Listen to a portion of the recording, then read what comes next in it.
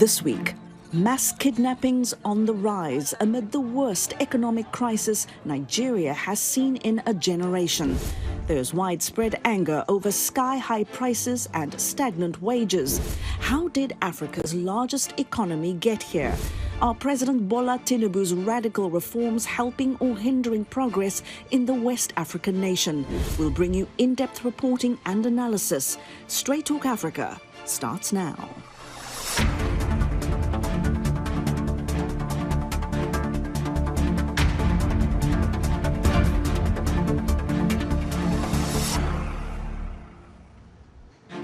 Hello there and welcome to Straight Talk Africa. We're coming to you from VOA's headquarters in Washington. I'm Haydé Adams. It is so great to be with you.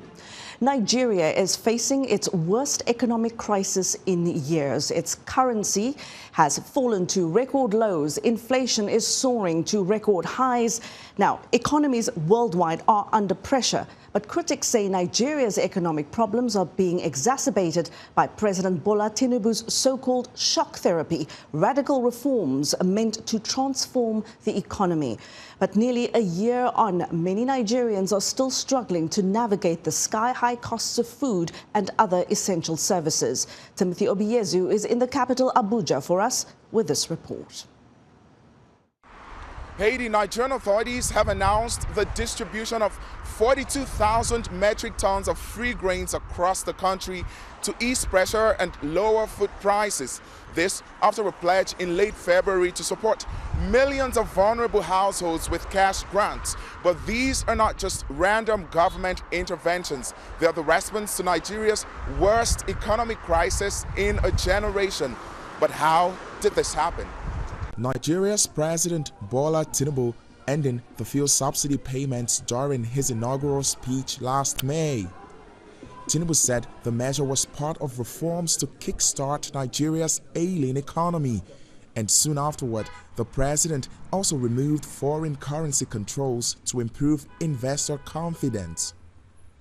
But instead of the anticipated results, cost of food and transport have gone beyond the reach of ordinary citizens.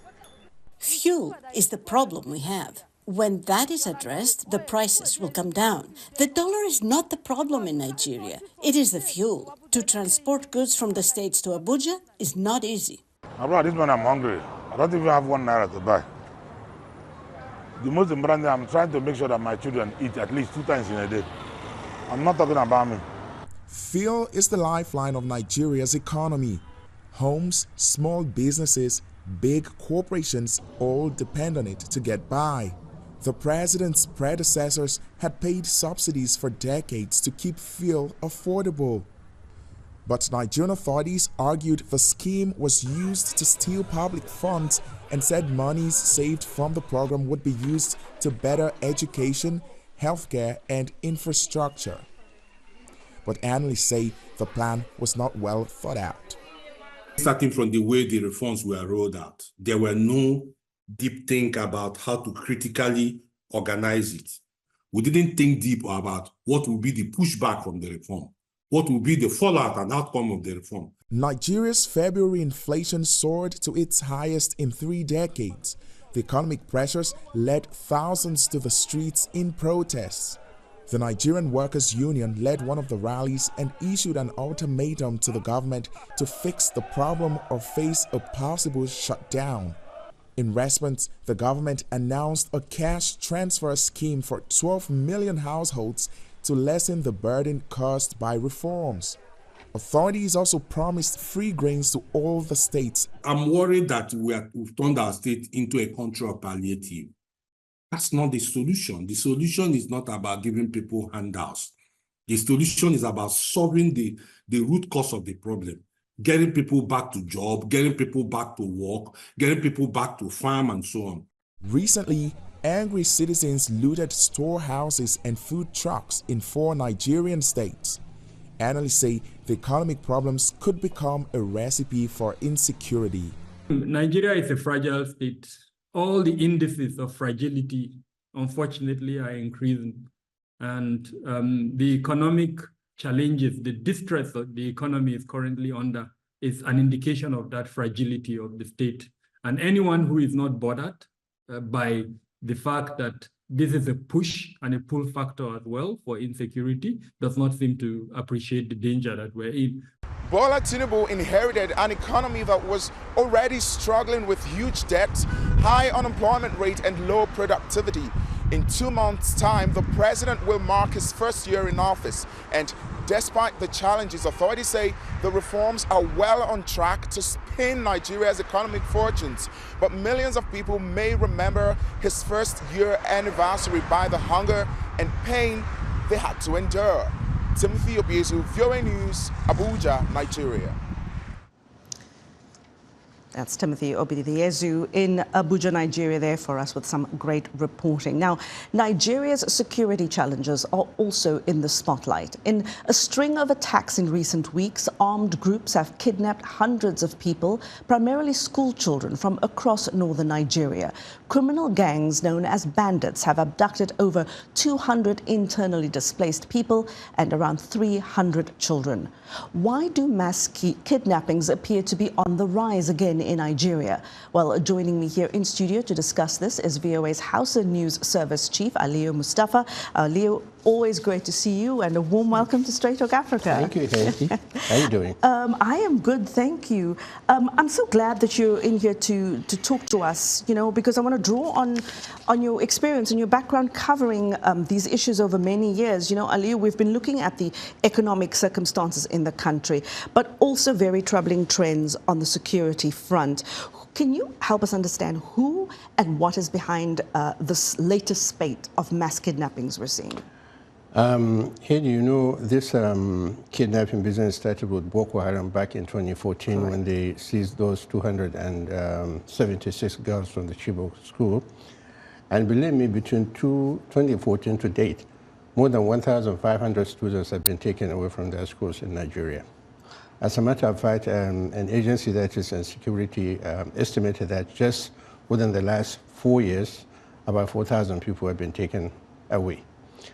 Who is behind it? Well, Boko Haram started it, and as you know, Boko Haram is no longer in the news as much as it was in the past. But some people have learned a lesson from Boko Haram, and I tell you what they learned is that it is very easy to make a lot of money through kidnappings. So it is not one particular group of people. It is a whole bunch of people who, because of lack of things to do, people who are jobless, young people who are out of schools with no prospect whatsoever, who are finding it lucrative to now get or engage in this business of kidnapping. So it is not any one particular group. Previously, the Fulani people were fingered as being the group behind all these kidnappings. And that was an easy target because Fulanis had issues. They had been complaining for a very long time for marginalization. They've been abandoned, they've been ignored, according to all the complaints they have set out or put out there. So the Fulanis have truthfully been engaged in that, but now it's no longer just a Fulani business. It's just a business that a lot of people engage in because it is easy to walk into primary school and take a lot of kids away. Just probably since the Chibok thing, there have been cases where more than 300 people have been taken from at least 4 states, 4 schools in 4 states, in Katsina, in Zamfara, in Kaduna, and in other places. So it's not one person or one group of people, actually. And this does bring me to the other question. I mean, this is proving to be quite a challenge for President Tinubu, a relatively new administration, not even in power for a year. Yeah. Does this administration, and this is, as you say, this comes from an older problem, right. Do they understand that there is a link between the economic issues in the country and then the security issues, that the one could feed into the other?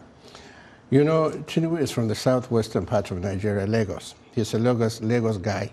All of this kidnappings is... The godfather of Lagos. Yeah, that's what they call him. Unfortunately, all of this kidnapping is taking place in northern Nigeria. Not in the south, not in the southeast, southwest, or anywhere else, but northern Nigeria. And even in northern Nigeria, it is specifically in 2 regions, northeast and northwest. It's more pronounced in the northwestern part of Nigeria, primarily in about 6 or 5 states, Kano, Katsina, Sokoto, Zamfara, and others. It's not happening in the rest of Nigeria, and you wonder why. Well, I think a lot of people don't believe that people in other parts of Nigeria would tolerate this ease with which people can just walk into an environment, a school, and just take people away. Take the example of the latest situation in Kaduna where 287 kids were taken out. This was in broad daylight at 8 a.m. in the morning, just after an assembly. Reason. These kids, 100 of them are 12 years or younger than 12 years. Some say some of them are even as young as 3 years old. How do you walk into a place and march out this number of kids in broad daylight? I mean, it would take you at least 20 minutes to be able to get them out of the area. And Kaduna is one of the most militarized locations in Nigeria with military schools, air force, a lot of police formations. And yet nothing happened. So these bandits, these armed men have realized that people by themselves are generally afraid to confront them because the people are not armed. They are. So it is becoming easy. And they get a lot of money from it. The government continues to insist that it does not pay ransom. But people whose children are taken away are forced, are compelled to put money together. One national police chief estimated that in a 3-year period, more than 15 billion naira, that's about $10 million, was paid as ransom. This is money that people, communities, organizations put together to pay these kids. Each and every time these kids are taken, ransom is paid. And apparently, Tinubu, back to the question you were asking, Tinubu came and found this issue. Even Buhari, who is from one of the affected states, Katsina, didn't or couldn't do much about it. So people are just, left to their fate. The government doesn't seem to be doing anything. I also remember, Haydé, Nigeria, with over 200 million people, still has less than 400,000 policemen and women. How do you have 400,000 people secure 200 million people? I spoke to the Minister of Defense just last week, and this is the point he was making, that I cannot have a soldier in every 10 feet in Nigeria. True, he can't. But still, in a place that is already militarized, you would expect that there wouldn't be this much carnage of such nature taking place. And often, a police presence is required because police are meant to be working with civilians, where soldiers are meant for warfare. But when it comes to issues of communities and policing, you would expect to have police there. Some northern states are taking steps to secure themselves by establishing vigilante groups and arming them fully. I know for a fact that 2 states, Zamfara and Sokoto, have done that. And they are now talking about starting state police, allowing each of the 36 states in Nigeria to have its own police force. The problem with that is it could be abused because political opponents might use it against one another. And there's no guarantee that it is even going to work, really, because it hasn't worked. So they are now forming their own vigilante groups, and they are giving them trucks and guns and ammunition and things, hoping that this would kind of, work towards resolving this problem. I don't know that it would. Vigilantism almost guaranteed to happen. We saw the same thing in my hometown of Cape Town. Absence of policing, communities start vigilante groups, and it goes off the rails eventually. Right. But Aliyu, Mustapha will continue watching the story. Thank you for your time, for coming in here to speak to us. Thank you for having me. It's our pleasure. Aliyu Mustapha is the Hausa News Service Chief within VOA's Africa Division. So what can be done to address Nigeria's economic and security challenges? Have the president's policies made things better or worse? After the break, we'll look at what's troubling Africa's largest economy. Stay with us. We'll be right back.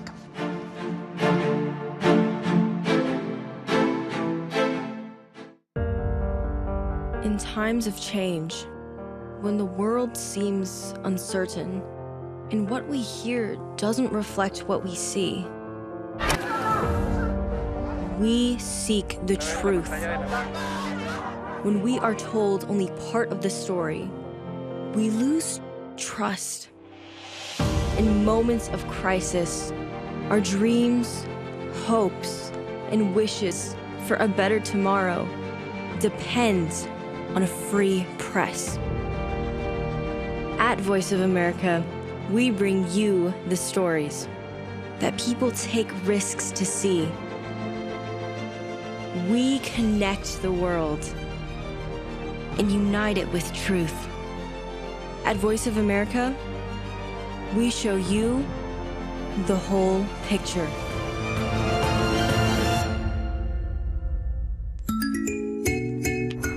It is said that firstborn daughters face pressures and often seen as the third parent to their younger siblings. On this week's episode of Our Voices, we hear testimonies as well as experts' take on how firstborn daughters handle the responsibilities of being a caretaker and a house helper in a family, even from a very young age.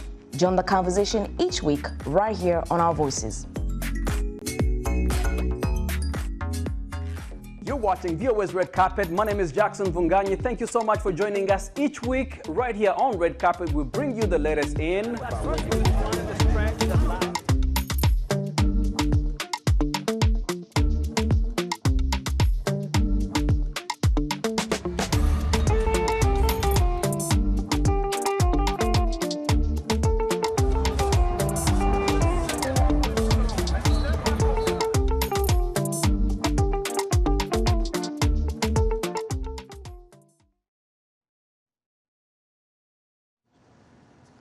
You're with Straight Talk Africa. Welcome back. Mass kidnappings, sky-high inflation and widespread anger over the high cost of living and stagnant wages. Is this the fallout from Nigerian President Bola Tinubu's so-called shock therapy? We're discussing the West African nation's economic and security challenges nearly 1 year after President Tinubu took office. My guest this week is Temi Ibirogba. She's a political analyst and an editor at the Africa Center. Temi, it's always great to see you. It's been a while, but a warm welcome back to Straight Talk Africa to you. Temi, help us understand a little bit more about Nigeria's economy. What exactly does make it Africa's largest economy in terms of what are the sectors? We know oil is obviously a big resource, but what are the other sectors driving the country's GDP? Yeah, thank you for having me. So in terms of the sectors driving the country's GDP, you have services, you have industry, and you have agriculture. But oil actually contributes to 2/3 of the government's revenue. So when oil prices begin to fall, it actually affects everything. And oil prices have been greatly suffering since 2014, So this has been greatly affecting Nigeria's economy. Like you said, it's meant to be the giant of Africa, but it's not actually producing as much oil as an oil giant should be. And this is because of things like insecurity, so like oil theft and just general insecurity, like pipeline vandalism, attacks on oil facilities, things like that. But just in general, oil is not, significantly improving the well-being of Nigerians. Non-oil sectors actually vastly more employ Nigerians, for example, services. I want to bring into the conversation as well Amaka Anku. She is the practice head for the Eurasia Group here in Washington. Amaka, a warm welcome to you, and I want to start right out with you. We've been looking at the some of the security challenges, but by and large the economic challenges we're seeing in Nigeria right now. As Temi was explaining, that there are various other sectors driving Nigeria's GDP, but the economy is not performing the way it should. Now the country seems to be in its worst shape in decades. Can you help us understand how did Africa's largest economy get here, and were there signs early on that this was bound to happen? Yeah, so I just want to say thank you for having me first, but I want to reiterate something your other guest was saying, right? Which is a lot of people think about Nigeria as an oil economy. It's not. Oil has been contracting for over 2 decades. Oil is 6% of Nigeria's GDP, 6%. Okay. The problem, though, is that oil provides over 90% of Nigeria's foreign exchange earnings. Now, Nigeria fundamentally relies a lot on imports. But because it doesn't have a lot of exports, it's not earning enough foreign exchange to afford all of the imports that it wants and it needs and it demands. And that is precisely fundamentally the problem here, is that the economy is just not that productive. It doesn't produce a lot of goods, to consume locally and to sell to the rest of the world to earn foreign exchange, right? And that's been a big reason for the current currency crisis, because there's a lot more demand for dollars than there is supply. And obviously that is also helping to push inflation, along with some of the other issues that you guys were already discussing. But fundamentally, the problem is that it's not very productive as an economy. Now, we of course know that economies around the world are struggling. I think COVID-19 and those aftershocks revealed a lot of shortcomings in many economies, especially in the global south or in the so-called developing world. When President Bola Tinubu came into office, of course, he came in with this big promise that he was going to make radical changes. Temi, what is your assessment of President Tinubu's so-called shock therapy that he promised would transform the country? Are we perhaps not giving him enough time, though, to do what he wants to do? So, of course, in the long term, we'll be able to see things more, we'll be able to see the long-term effects of his shock therapy, economic reforms, like you're calling them. But so far, the way he implemented it just wasn't done properly, and I think it was done poorly. He announced his oil subsidy on his first day in office, and it wasn't phased out. So that just created a shock, and is why inflation just increased so rapidly. And specifically, things like food, things like fuel that Nigeria is importing. These are things that Nigerians need to survive, to live, and now they're incredibly, expensive. The subsidy, of course, did make fuel cheaper for years for Nigerians, so the cost of that has gone up. In terms of how we've gotten here, yes, like you said, Tinubu came into an already declining economy because of things like corruption, mismanagement, over-dependence on oil, lack of diversity within the economy, as well as the fact that we neglected agricultural, outputs because people were cramming into major cities like Lagos, and we were just like an import-dependent country, like I said before. The value of the naira also has fallen. So it costs so much more to import these basic goods.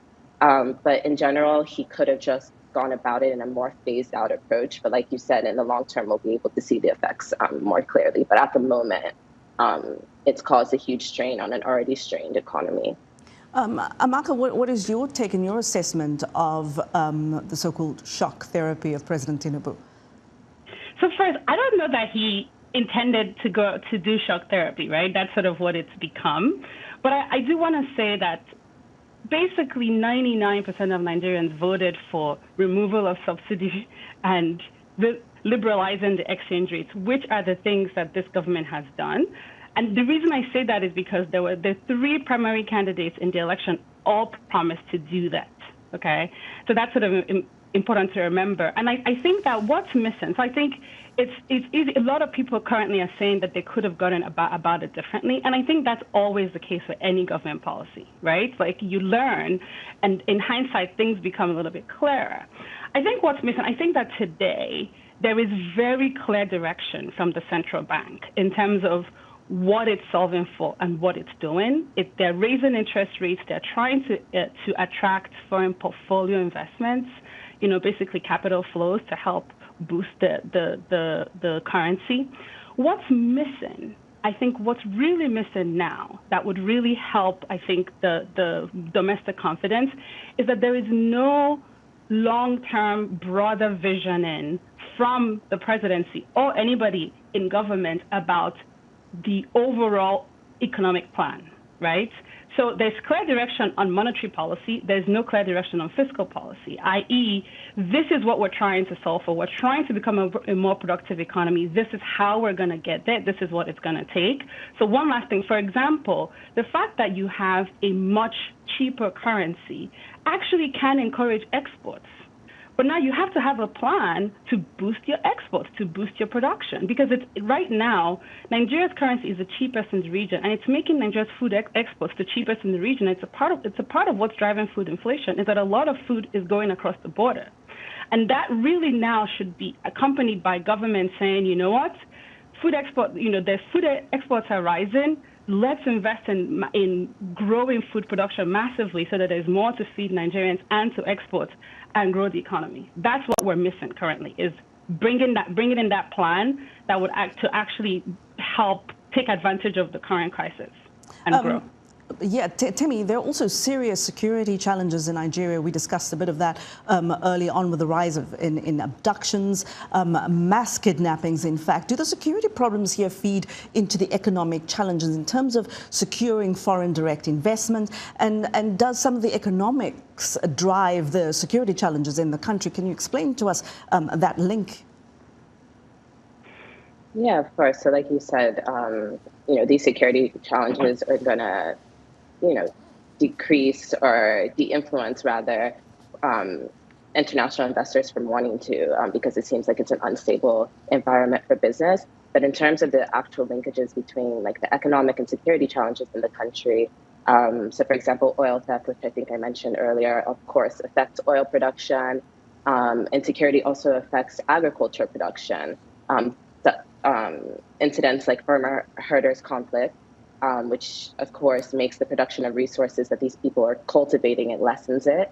You also have kidnapping, which is done for economic gain through the ransoms that they're asking for and receiving. And then you have banditry, which is also done for economic gain due to the challenges in the country. So you can definitely see the linkage between the security issues and the economic issues that Nigeria faces.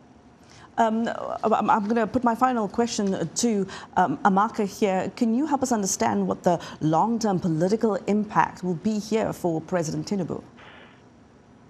That's a tricky one. Look, I think that this is something that I'm sure the government is thinking about now and probably worrying about. You still have a few years. The next election is 2027.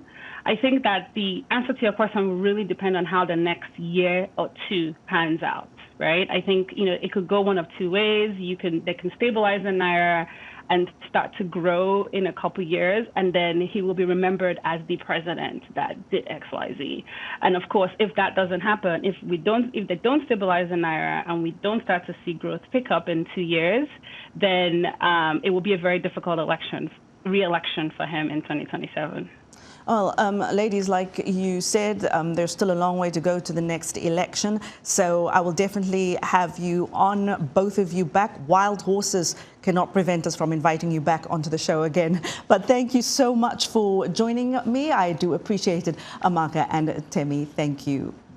And that is our show for this week. Thanks to you for always watching, and to our affiliate stations carrying this show throughout the African continent. Thank you for always joining us on television, radio, and online. I'll see you next time. Goodbye.